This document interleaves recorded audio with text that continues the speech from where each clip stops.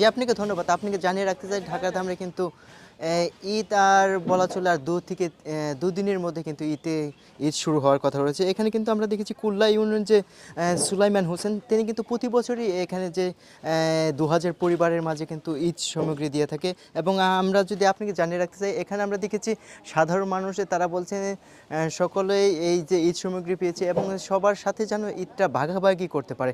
আমি যদি সরাসরি সুলাইমান ভাইয়ের কাছে জানতে চাই, আপনি তো প্রতি বছরই আপনি এই সামগ্রী দিয়ে থাকেন। কী উদ্দেশ্যে দিয়ে থাকেন এবং কি, কি আপনার নিদর্শন রয়েছে? বিসমিল্লাহির রহমানির রহিম। প্রিয় আমার কুল্লা ইউনিয়নবাসী এবং কি ধামরাইবাসী, সারা বাংলাদেশের মুসলমান ধর্মপ্রাণ যারা আছেন সবাই প্রতি অগ্রিম ঈদ মুবারক। আসসালামু আলাইকুম দেশবাসী।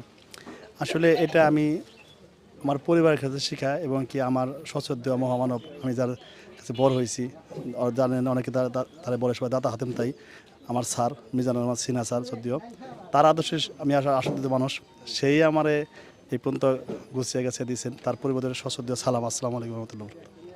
আসলে এটা তার কাছে শিখছি যে নিজে দেওয়ার চেয়ে দেওয়াটা আনন্দ বেশি, যার জন্য আমি আমার ইউনিয়নবাসীর গতবার চেয়ারম্যান প্রার্থী ছিলাম, প্রার্থী হওয়ার পরে মানুষ যেভাবে ভোট দিছে তাদের প্রতি আমি কৃতজ্ঞ।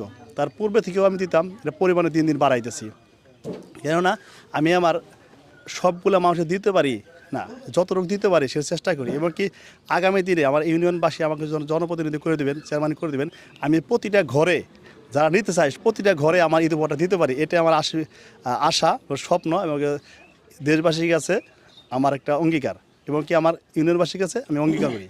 কারণ ইনশাল্লাহ সবার মাঝে আমার ঈদের আনন্দটা বিলিয়ে দিতে চাই, কারণ কি ঈদ মানে শান্তি, ঈদ মানেই আনন্দ। সেই আনন্দটা আমার নিজের ঘরে না, আমি পুরো ইউনিয়নবাসী দেশবাসীর সাথে উপভোগ করতে চাই। এটাই আমার স্বপ্ন। আপনারা দোয়া করবেন আমি জানি আগামীতে ইউনিয়ন চেয়ারম্যান হতে পারি, হয়ে এগুলো কাজগুলো করতে পারি, নিঃস্বার্থভাবে মানুষের সেবা করতে পারি, এটাই আমার স্বপ্ন। আপনাকে ধন্যবাদ। আমরা তো শুনেছি সুলাইমান ভাই কিন্তু সাধারণ মানুষকে ঈদ সামগ্রী না দিয়ে কিন্তু তিনি এই ঈদের বাজার করেন না, এই বিষয়ে আপনি কি বলবেন? হ্যাঁ, আমরা এটা প্রতি বছরই আমি ওর কাছে থেকে জানতে পারি যে ওর সাথে আমার অনেক কাছাকাছি অনেক কথা হয়। ও এবারও আমি ওনার জিজ্ঞেস করছিলাম যে এই ঈদের সামনে হয়তো ঈদ তাড়াতাড়ি চলে আসছে, এর সামনে তুমি এই প্রতি বছর যেটা দিয়ে থাকো এটা এই বছর দিবে কিনা। উনি বললো যে আমরা এখন ঈদের বাজার করি নাই, আমি এই প্রতি বছর যেটা দিয়ে থাকি এটা দিয়ে তাহলে আমার বাজারটা করব। তো আমি শুনেও খুশি হইলাম যে এই বছর আরও প্যাকেটটা একটু বাড়তি দিয়েছে। আপনারা দোয়া করবেন জানি সামনে আরও বেশি দিতে পারে। আসলে ওর মন মানসিকতা আপনারা জানেন যে কুল্লা ইউনিয়নে এই ধরনের ঈদের সামনে যে সামগ্রীগুলা এই পর্যন্ত আমরা কাউরে দিতে দেখি নাই। তো এই প্রথম না, এই মনে হয় 3-4 বছর এই পর্যন্ত প্রতি বছরই দিয়ে থাকে। ওর নিয়তটা এরকম যে আমরা সামনে আরও বেশি দেবো, আপনারা দোয়া করবেন জানে ও আরও বেশি দিতে পারে। হ্যাঁ, আর ওর মনের আশা হয়তো ও যে কথাটা বলছে যে আমরা কুল্লা ইউনিয়নের চেয়ারম্যান পদপ্রার্থী, আপনারা দোয়া করবেন ও যেন চেয়ারম্যান হয়, এই দোয়া করবেন আপনারা সবাই। ও যদি চেয়ারম্যানের প্রতিনিধি হতে পারে তাহলে আশা করি ও প্রতিশ্রুতি দিয়েছে প্রত্যেকটা ঘরে ঘরে এইখানে একটা প্যাকেট নিতে হবে না, প্রতিটি বাসায় বাসায় পৌঁছে দিবে, এই বলে আমার সংক্ষিপ্ত।